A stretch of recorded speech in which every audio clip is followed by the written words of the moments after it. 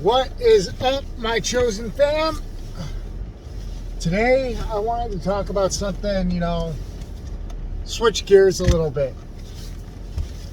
Because I know how much in the chosen one community, people they're talking about, gossipy people, fake friends. It seems to be the big subject of discussion right now. Fake friends, gossipy people. And I thought this related to something. And, I'm not relating it in the way that we would typically talk about in church, but I want to talk about Saint Sebastian. Now, who's Saint Sebastian? Who is this guy, right? It might sound familiar to you, but he is the guy most commonly known for being martyred with arrows. But actually, to tell the truth, that's actually not how he was martyred. But he was shot with like a billion arrows or whatever. A billion's obviously an exaggeration, but with a boat ton of arrows. And like one of the most common art pictures that you'll see of Saint Sebastian will have an arrow going right through his neck, like straight up, right through the throat hole. Yeah, he was a Christian, and the thing that's interesting about Saint Sebastian is he kept his Christianity a secret. He didn't go around telling people. And while he was Christian, he had an emperor and whatnot, and he rose very quickly to the military ranks from where he was at, right? And while he was in the military, he continued preaching the gospel. Even though he was, fighting alongside people that were killing Christians, he would still preach the gospel to, the people under him. Because he rose to the ranks to be like this military commander type of his time. One day, I think it was the emperor caught him, preaching the gospel. And it's not said much, but Saint Sebastian kept his Christianity secret. He was very secretive about it, and this was on purpose. And how he kept the secret for so long, it's like we're going to wonder, So that brings me to gossipy people. Even if they were telling the truth, somebody had to talk. Somebody had say some shit about Saint Sebastian, to get him caught up. Most likely, people went, even though they weren't really invited to speak about, what he was talking about, they went ahead and did so. And it's just a really interesting story because they actually tied him to this stake and shot him up all full of arrows. But here's the crazy thing about Saint Sebastian. He didn't die. He got loaded all full of arrows. Which, it's a given that it would hurt. It should also be a given it would probably kill you. But another Christian woman, kind of healed him up after they were done shooting him with arrows. So it's like more or less the guards were like, all right, how many arrows should we put in this guy? It's like, I don't know. Let's wait until he's pretty much dead. I guess that's pretty much what they did. They kept shooting him full of arrows until they were pretty sure that he was already dead or he was going to die. Because especially like you got an arrow sticking straight out of your neck. It's like, okay, I can see being a guy. They're probably like, yeah, he's probably dead now. Or gonna be dead very, very soon. But he didn't die, which is pretty miraculous to get all loaded up full of arrows and not die. Especially like with the medical knowledge of the time period, how some Christian lady was able to like heal him up or whatever. That's kind of an outlandish story when you hear about it. When you really think about it and break it down, like how somebody could survive with all those arrows sticking out of them. And it shows, the miraculousness of God, if you will.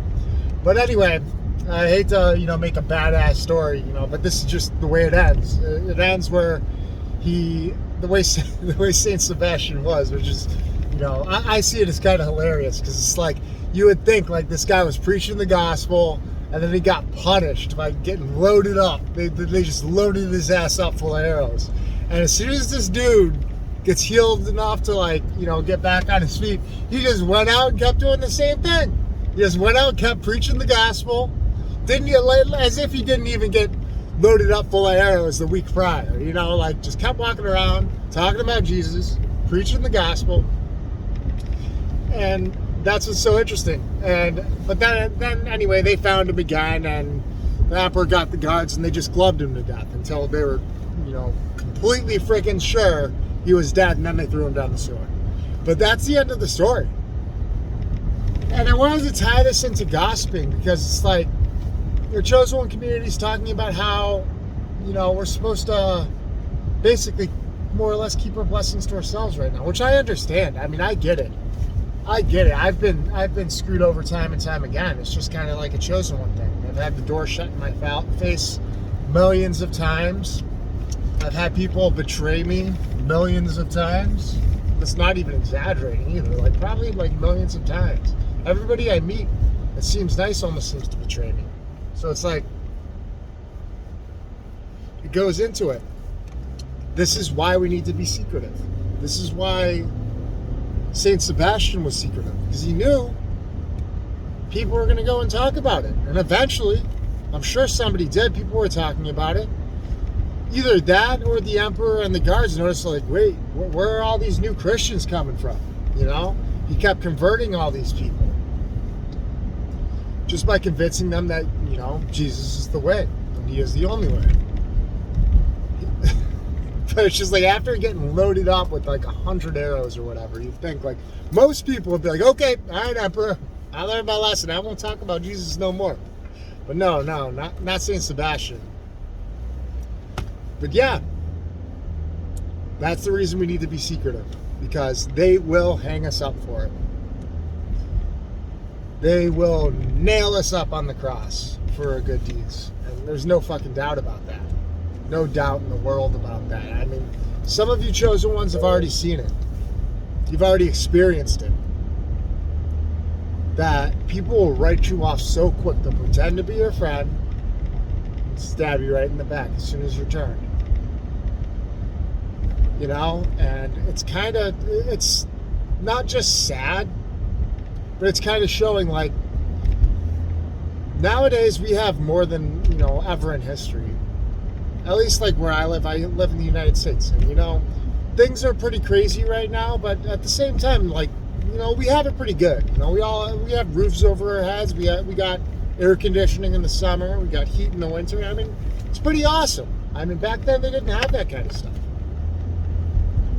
And now, before I get too much off topic, because I already forgot where I was going, but people are still going to find a way to complain. That's where I was going. They're still going to act like things are so bad around this time. And really, you know, for the most part, they're not bad. But when it comes to people, it really hasn't changed much at all. People would write you off in a heartbeat back then, and they'll write you off in a heartbeat nowadays too. Everybody's very self-centered. And there's only a few people left that aren't completely self-centered, that actually think about other people. You know, I'm one of those people that actually sometimes even puts other people in front of myself, which is a flaw, and we need to work on that.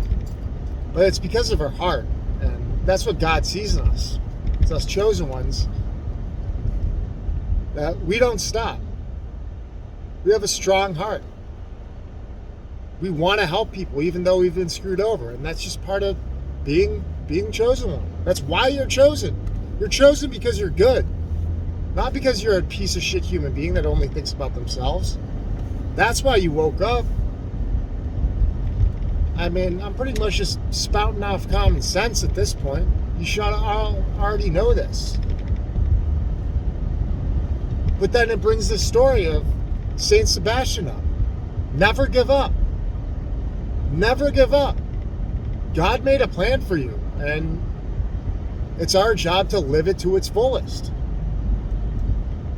You think, like, how are you going to get up a few days after you got loaded full of arrows, and go back and just keep preaching the gospel anyway. You can't do that without the Holy Spirit, man. It just can't happen. It can't happen. So I already forgot to ask you guys to like and subscribe at the beginning of the video, so I'm just praying you guys paid attention throughout the whole video. Make sure you give the video a like, and if you're new, make sure you subscribe to the channel.